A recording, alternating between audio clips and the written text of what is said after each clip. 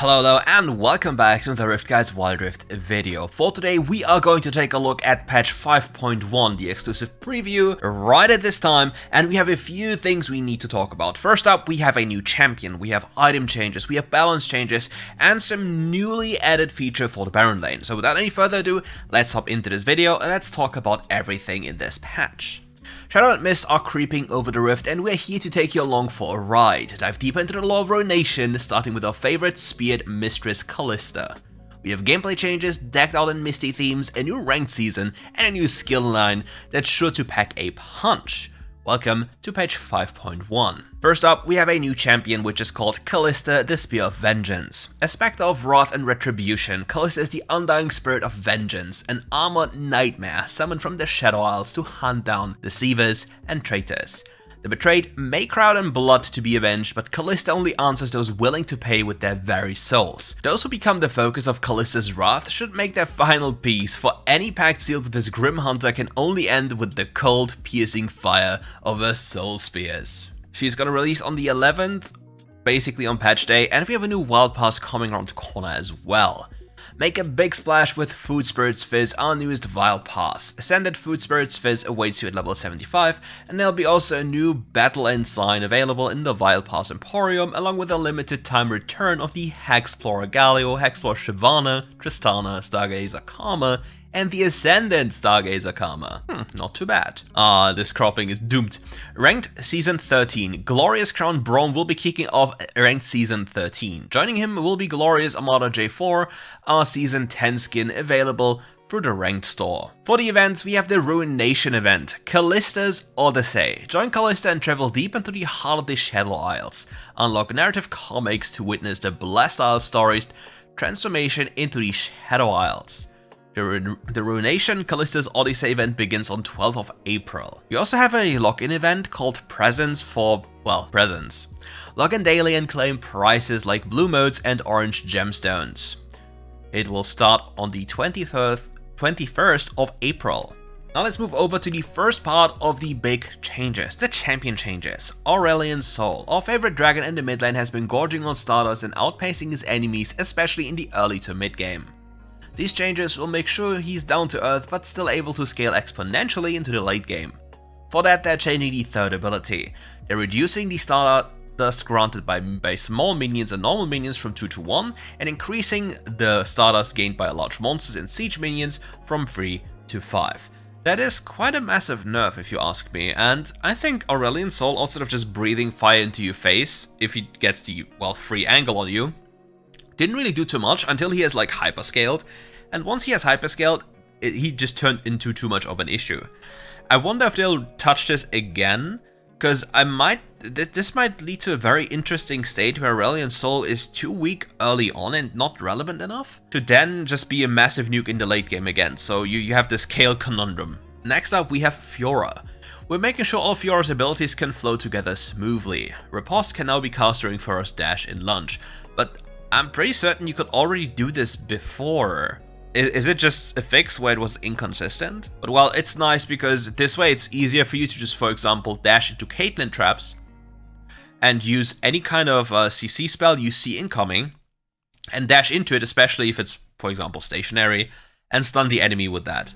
So yeah, if it works, I believe it worked before, but yeah, if it didn't work, I guess now it works. Jhin. Being able to put on a good performance is a priority for our virtuoso, but his damage output has been putting a damper on it. We are tweaking the numbers so he can wow his allies and enemies alike.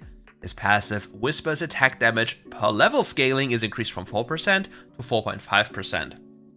I think with the entire HP craziness right now that's going on, where people get so much HP from Heartsteel, Titanic Hydra, and so many resistances, from other items, it's very difficult for a champion like Jhin, who is more of a utility carry, to find his place in solo queue.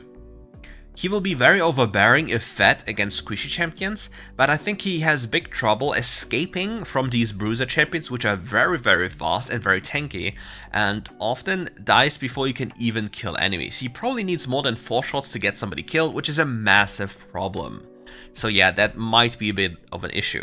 However, Jin's laning phase was still very strong, And he had the tools to be relevant, but well, if the game on the other side of the map is already lost, then Jin can't really make up for these things. He's also not like a brutal lane killer, such as Lucian is. He's also a lane bully, but he cannot convert, or not as easily convert, these lane leads into brutal kills, like for example Lucian can. The next change around the corner is coming to Master Yi. Our favorite Blade Master has been alpha striking into tricky situations and then getting stuck. These changes will make sure you can get in and get out. Kausai will be happy. Second ability, Meditate. Master Yi can now cast Meditate immediately between attacks to reduce severe damage. Damage reduction increased to 90% during the first 0.5 seconds.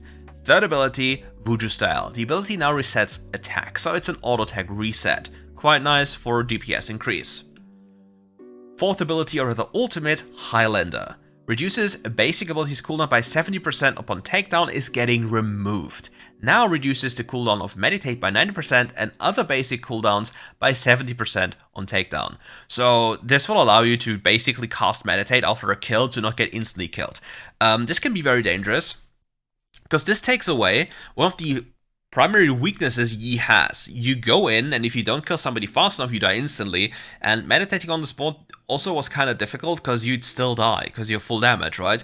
With this, they give you the ability to streak, meaning you go in, you get a kill, you meditate, you survive, the enemy blew some vital cooldowns into you to try and kill you, then you go in for another one, avoid maybe even vital damage with another alpha strike, and then maybe get another kill, or your team gets another kill for you, and then you meditate again, turning you into some kind of weird tanky bruiser assassin mix. So keep your eyes peeled for that one. He might be a lot stronger than he was before. Syndra.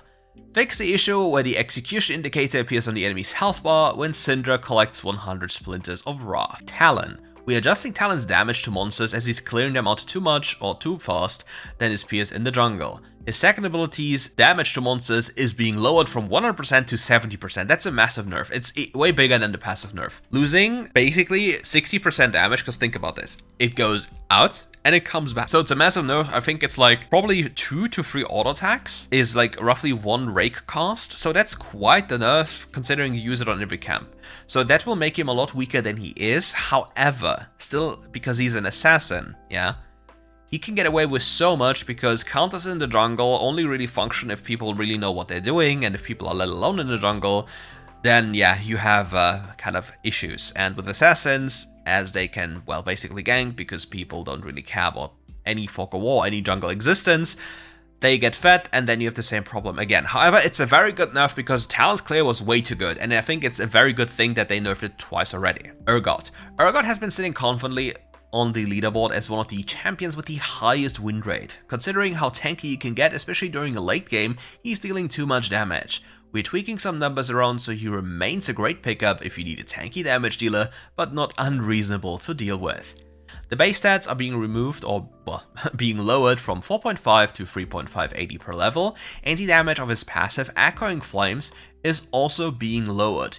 We see a percentage nerf on the passive, which, to be fair, like you see, it's only a nerf starting at level 5, where it's 0.5 lower, then it's 1% lower on level 9, and 1.5% lower on level 13, but there's no other nerf to all the other numbers. So I don't really think this makes too much of a difference in direct comparison.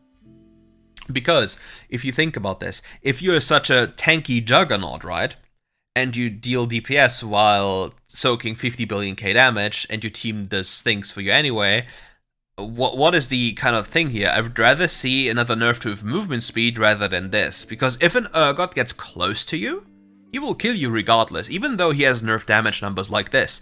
If he gets close to you, he will still kill you.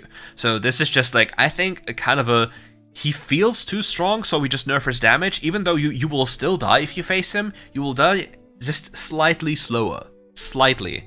Because 1.5% maximum HP damage on a carry champion doesn't really make that much of a difference, does it? Wukong. Wukong's new updates not only brought new abilities, but also a new text to describe them. However, these texts were a little lengthy, so we've reworded them to clean them up. Golden Staff passive. Enhances Golden Staff the powering effect on attacks every 12 to 6 seconds, increasing bonus damage by 50%. Champion takedowns reduce the cooldown of his basic abilities, of this ability, by 2 seconds. Getting a kill refreshes it. Active empowers the next ability to deal bonus damage, and Wukong and his clones reduce Golden Staff's cooldown by 0.5 seconds with attacks. After casting this ability, Wukong's next attack gains bonus range. Warrior Trickster becomes invisible for 1 second and dashes forward, leaving behind a clone at original position. The clone moves in a direction of the left joystick when the ability is cast, automatically attacking nearby enemies and mimicking Wukong's Golden Staff, Nimbus Strike, and Cyclone. The clone deals scaling damage from 20% to 50% of Wukong's damage depending on the skill points. The clone takes 50% more damage and does not gain empowering attacks of the Golden Staff's passive when it mimics the ability. So yeah, as it says, they just made sure it's easier to read. TLDR, Wukong hurts a lot when he hits you. Good one. Xayah. Xayah's mobility and damage in teamfights were falling short compared to other marksmen. We want to make sure her feathers are still packing a punch with these changes. Second ability, Deadly Plumage. The cooldown goes down from 19 on level 1 to 17, and the highest cooldown from 16 to 14, so it's a 2-second cooldown buff. The attack speed is also being increased by 10% throughout the ranks, making it a lot more powerful. Her third ability, Blade Caller, is getting an increase in scaling, 10% more scaling, but now there's a problem. They say Xayah's mobility and damage in teamfight situations are falling short compared to other marksmen. Xayah is technically speaking not a blind pick champion. Xayah is a champion that you want to pick into champions that want to go into you. And the moment Xayah is picked into these matchups, Xayah is very overbearing because this champion has a lot of damage. If you ever played against a Xayah and walk close to her, for example on level 5, or when she has her first item as a marksman, you instantly die because she one-shots you. So technically speaking, it's not a damage issue.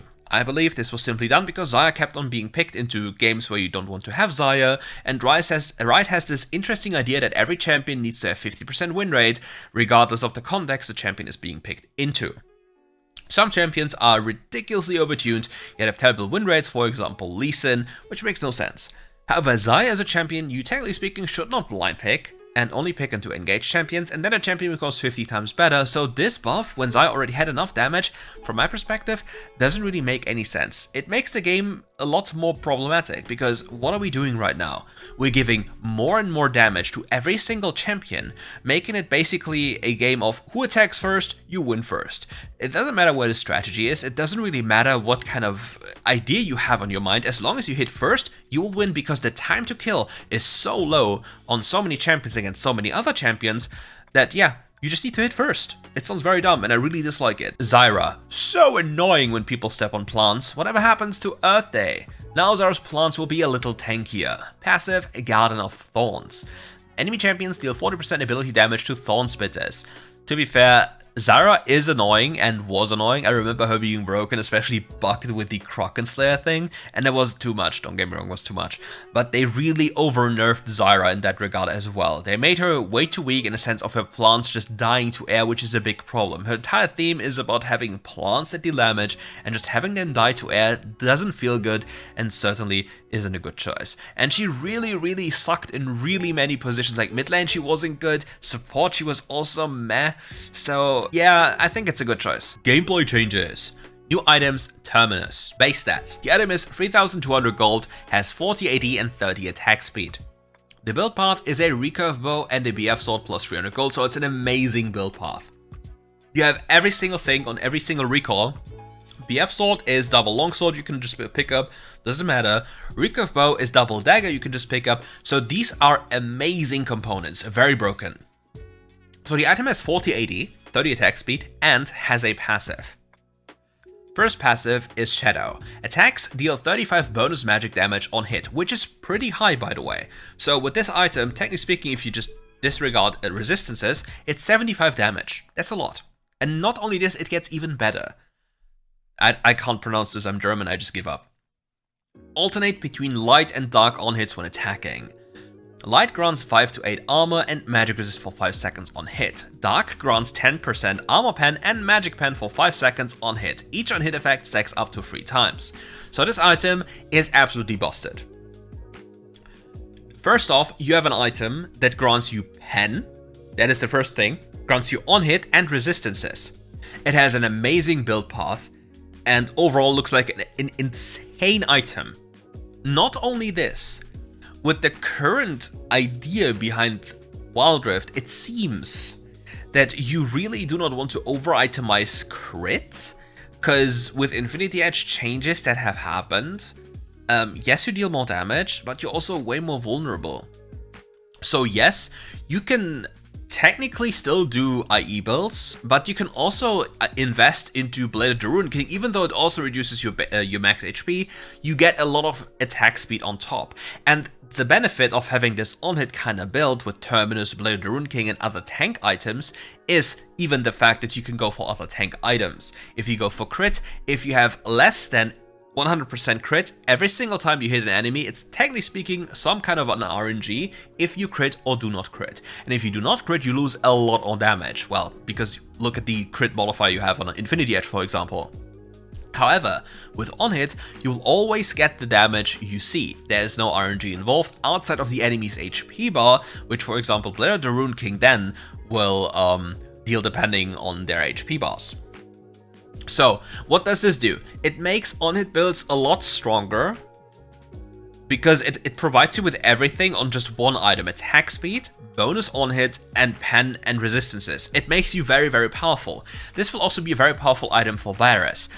This will be a very powerful item for Kayle Jungle. A lot of champions will want this item, from my belief, because it features so many things you really want to have.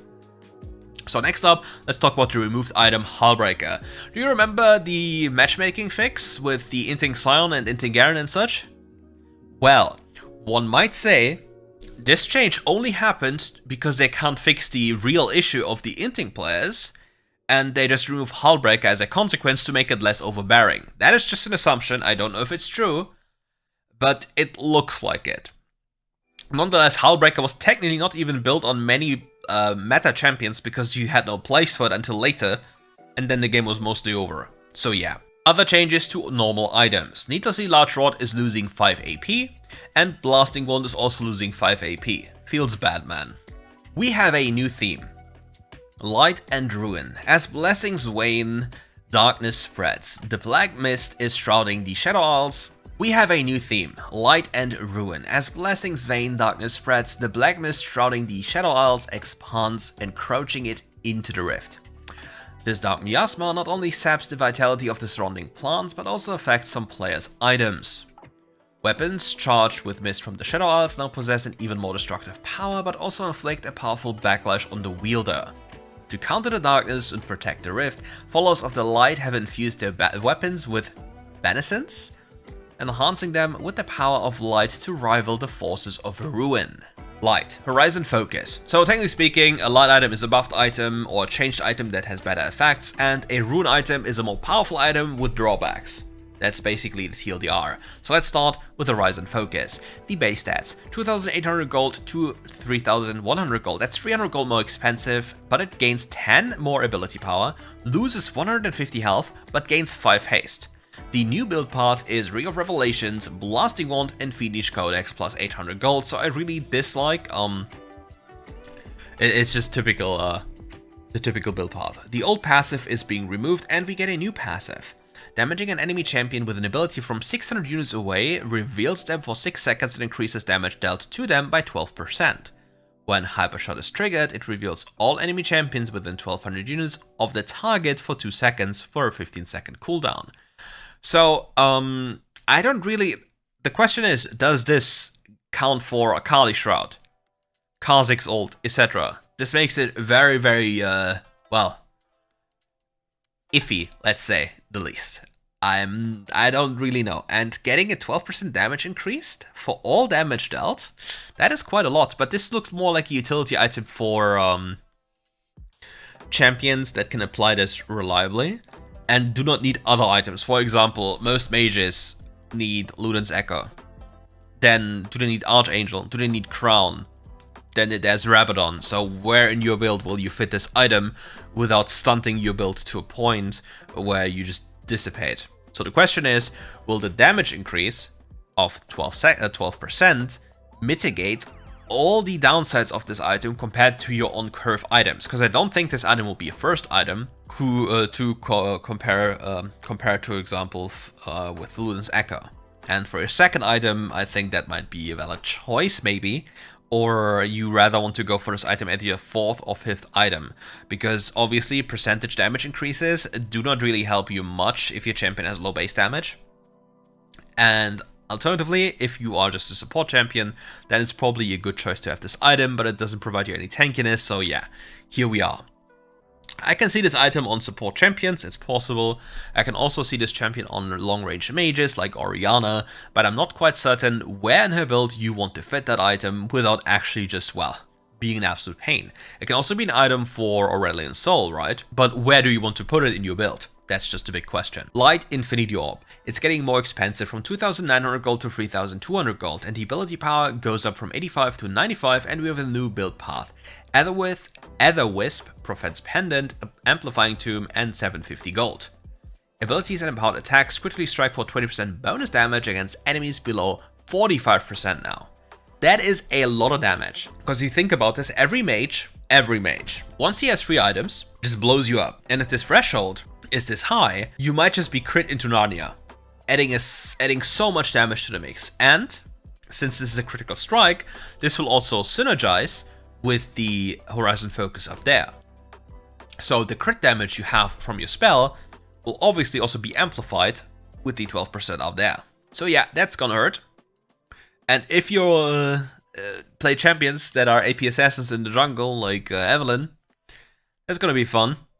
Not that it matters, she one-shot you in the past, so what changes? She one-shots you even more. Speaking of more damage in the game, why make it more strategic if you can just add more damage?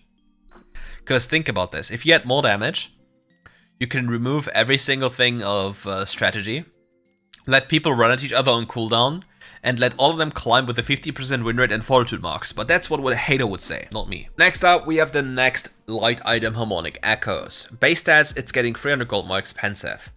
Moving and casting builds Harmony. At 100 Harmony, your next healing and shielding ability to cast on an ally restores 130 to now 135 plus 10% ability power as health to your target and 3 other nearby allies. The new effect is for every 10 ability haste, you have an increased healing by 3%. I really hope it's your total healing and not just the ability, not just the items healing, because then it would be an absolute joke. I personally am not too much of a fan of this change. It's a scaling change, yes, but it's an early game nerf. Harmonic Echoes was the most potent when you purchase this very fast, meaning you skip every single thing and rush this item over boots, over everything. And now this basically it's not realistic anymore, I think, before the first object. Correct me if I'm wrong, I don't think you get 3,000 gold as easily as support before the first objective and being in a position. But yeah, once I play a little bit with these with the patch, I'll definitely get to talk more about this. But yeah, I believe if this item is not being able, like, you can't build it pre-first objective anymore, then it's a lot weaker, but obviously it's stronger as the game goes on. Light Riftmaker. It is 100 gold more expensive, gains 10 AP, has a new build path, Fiendish Codex, Hextech Alternator, Amplifying Tomb, and 400 gold, and Void Corruption has a change. In the past you had 3 stacks, granting you 3% damage per stack, and now you have 4 stacks with 2.5% per stack. So that's quite a nice change. You get a lot of bonus damage here, to be fair. For just 100 gold more, you gain a lot of extra stuff, which I'm not really disliking. Next change is Yumu's Ghost Blade. 3,000 gold to 3,200 gold, and moving builds momentum, granting up to 40 to 50 movement speed and 5 to 10 armor pen at 100 stacks. Attack and removes all momentum, but armor pen will last for 3 seconds after. Does this mean you lost the attack speed? Is the attack speed gone? Did they remove the attack speed from Yomu's? If so, that's not so nice. But if the attack speed is still there, then this is a massive buff for the item outside of the fact that it got 3,200 gold. The issue with this is, again, the question is, can you get this item completion if you go for boots and all these things reliably enough before your first objective? Or is it now delayed? Because the item itself, if you look at it, is absolutely giga buffed. If you are a jungler, this item is going to be crazy. You have sudden impact, this item has 15 pen and then 5 to 10 extra pen. You completely blow up people. This basically removes the Duskblade first item choice completely. And just as Yuma's Ghostblade, you're too mobile, deal too much damage, and it's crazy. So yeah, cool. Even more damage in the game, you see where I'm going? It just happens over and over again.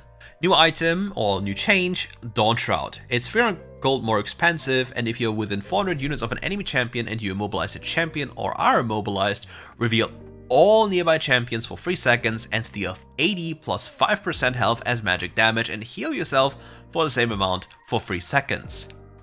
Has a 3-second cooldown. So you basically just exist and you reveal everything and deal damage. So you have an item that reveals people, you have another item that reveals people even if you don't do anything, and soon what's even the point of having stealth in fight anymore or any kind of an awareness when you see people through walls now? Unless it doesn't go through walls. Again, what is the idea behind this? Next change is Rabadon's Death Cap. It's a rune item, so you have some drawback, friends. Ability power goes down from 100 to 90, but the overkill passive is being changed. Instead of 20 to 45% AP, you get 20 to 55% AP, but it reduces your base health by 10 to 100. Not necessarily sure why they use this massive stat stick item as a choice. Like, every mage needs to have Rabadon. You need to have Rabadon. You're not an AD carry. You have to pick up Rabadon as a mage. There's no way around it. You need Rabadon. An AD carry doesn't need Infinity Edge. A mage needs Rabadon. Is the 10% AP change really, like, again, it's more damage. What I don't really understand why. Like, please, somebody in the comments, tell me why we're adding more and more damage to the game, removing health on top, and making it like an absolute deathmatch. What is the purpose? The next item is going to be Blade of the Rune King. It is 200 gold less expensive, has 2% more vamp, and melee are getting a nerf, right?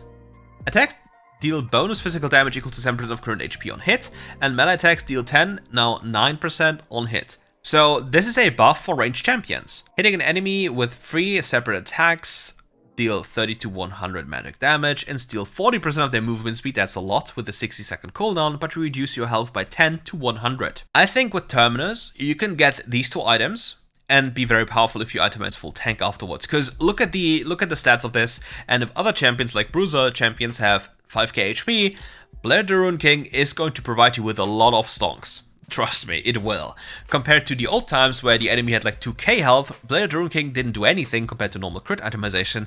But now, with all these health items, it's getting a little bit crazy. Blade of, Infinity Edge. 3,400 gold to 3,200.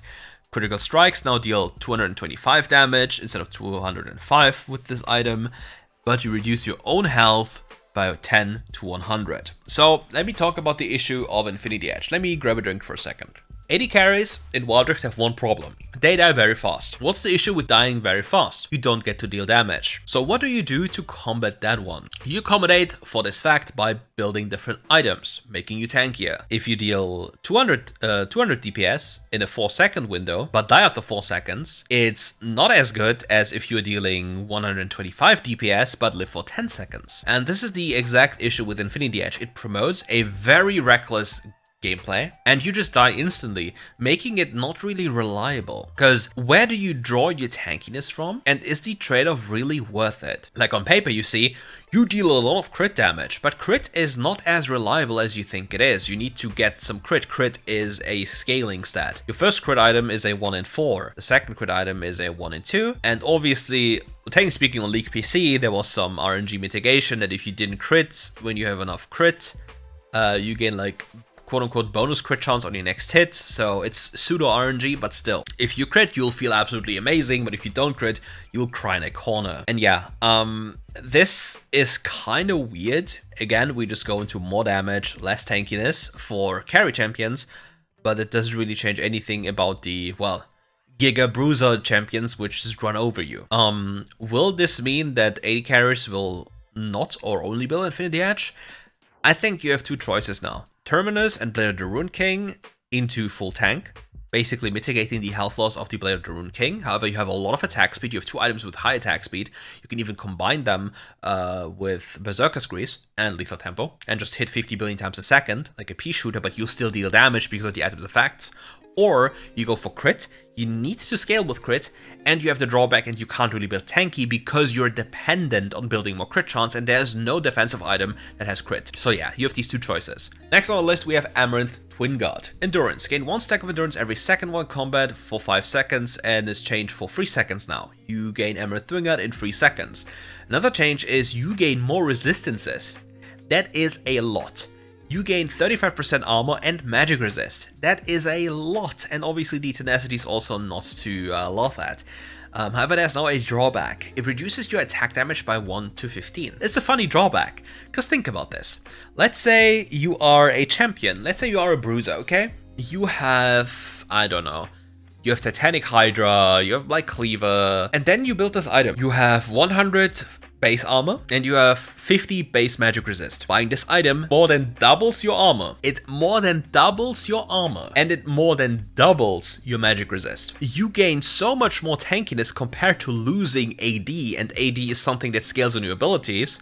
So 1 to 15 AD on a spell that scales with 50% AD is a laughable decrease in damage compared to an insane increase in tankiness. So yes, they make them deal less damage, but the question is, will it be enough? Will this item lower your damage enough for it to be quote-unquote balanced? It's an interesting approach. I look forward to seeing this in effect, but having it on a 3-second stack-up timer with a 1 to 15 attack damage reduction, I think that might still be a little bit overtuned for when you build it. The next change is Warmook's armor. If you have at least 1150 health compared to 950 before, and have not taken damage in the last 4 seconds, you restore 5% of your maximum health per second. It has a new passive which restores 0.3% of your max health per second, but reduces your AD by 1 to 15. So now this is a very interesting change, because Warmooks used to be a first item for support champions because they had HP from boots and from their support item. However, the support item needed to be stacked. At least now, because you have Warmooks, you have 700 HP, you have boots, which is like 150 HP or 200, I think, depending on the boots. So you're at best at 900. Then you have the support item, which is then, at the time, probably 125, 150. And then you don't have the new 1150, meaning it's not a good first item anymore because your support item needs to scale and it only gains health per minute once it's fully stacked.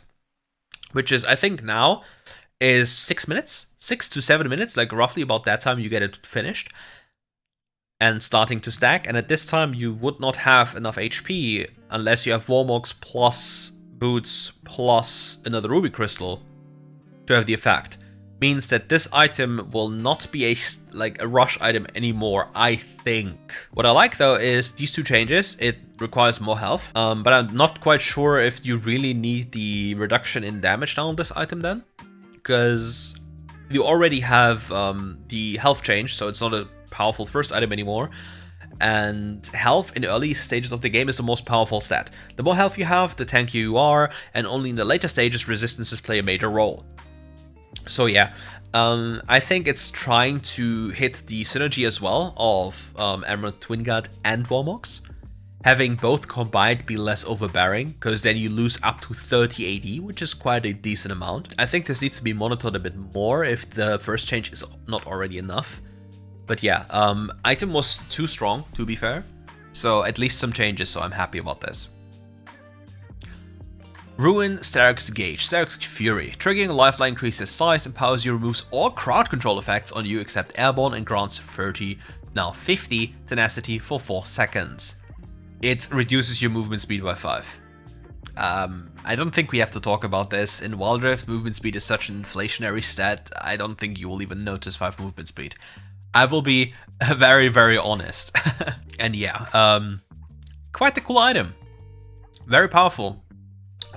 Obviously, they can't pull the same move with reducing the AD you have, because it already has, it already grants you AD, so it removing AD makes no sense. Next we have new runes. New Keystone Empowerment. Hitting an enemy champion with 3 consecutive attack deals 40 to 180 adaptive damage and makes them vulnerable, increasing all damage they take by 8% for 6 seconds.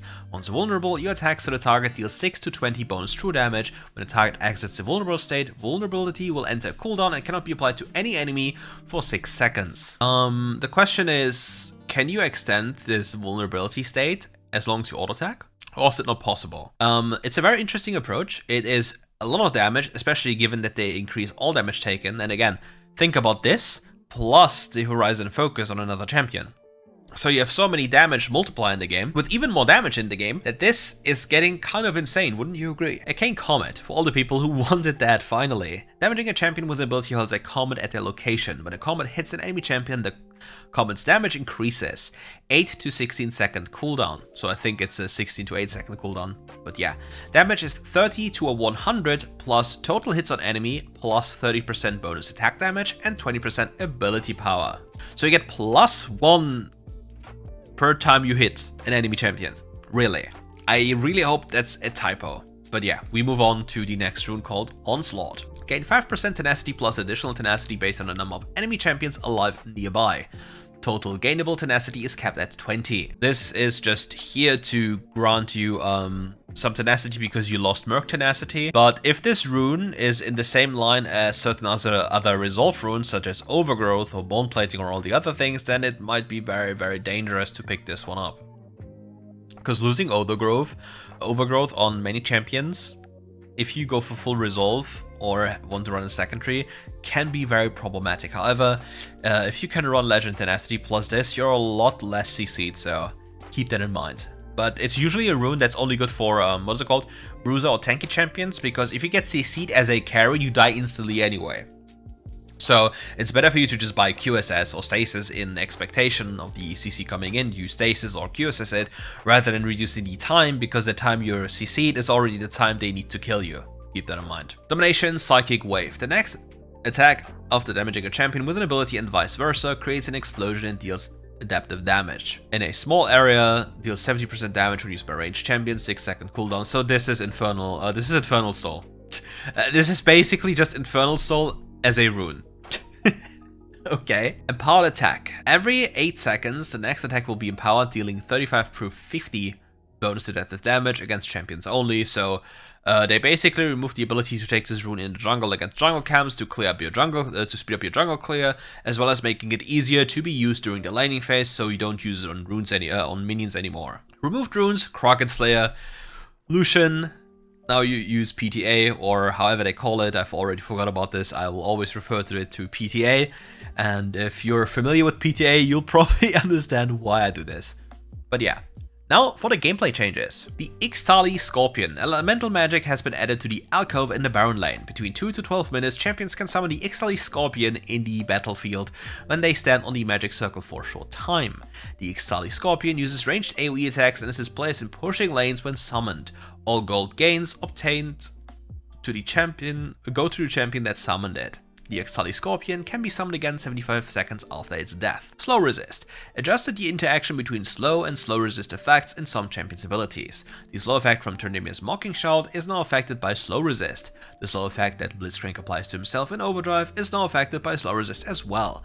Self-applied slows caused by abilities are not affected by slow resist for other champions. Slow effects caused by fear, charm, or when the target is pulled towards a direction are not affected by slow resist as well. When the slow resist is applied when the slow is applied multiple times, slow resist will be calculated individually for each instance of slow first. The final slow effect will then be calculated based on the total number of slow stacks on the champion. Quick info: slows in WildRift do stack. To just make it very simple, if you have a 30% slow and you add another 30% slow, it's not a 60% slow, it's going to be, I think, a 39% slow. Because all other slows will apply at a 30% effectiveness, if I'm not mistaken. I mean, there's wiggle room. If it's like +1, -1%, don't hold me accountable for it, but it's just roughly how it works. So you can just run it by like the rule of thumb. 30% of the slow that comes on top is just the additional slow. So you're not literally standing still. Super long range ability display. Targets within range indicator of super long range abilities, Lux Laser, Jinx Super Mega Death Rocket, Azrael's True Shot Barrage will trigger the ability Minicam. If multiple abilities are within range indicator at the same time, the Minicam will display the enemy nearest to the champion. Game effect optimization. Strategy panel optimizations. The strategy panel now opens up the scoreboard tab by default. Well, if we add more damage, we don't even need more strategy because we're just deathmatching each other. On cooldown, one-shotting each other. Situational, smart, quick chat messages. Quick chat messages will be generated and recommended in real time based on factors including but not limited to the champion you're using, the lane you're in, enemy activity, which stage of the game you're in, and how much gold you have. Does it also do my taxes? When recommended quick chat messages are available for you in a particular setting, they will be displayed in a quick chat section. No more than 2 smart in-game chat messages will be recommended at any one time. Smart in-game chat messages will not override the quick chat messages. Oh my dear Jesus, I've never used this one before. I don't even know what it is, to be honest. Flash combo added a toggle for flash combo in settings. This is very good because being forced to adjust to a new setting because they implemented it was very weird.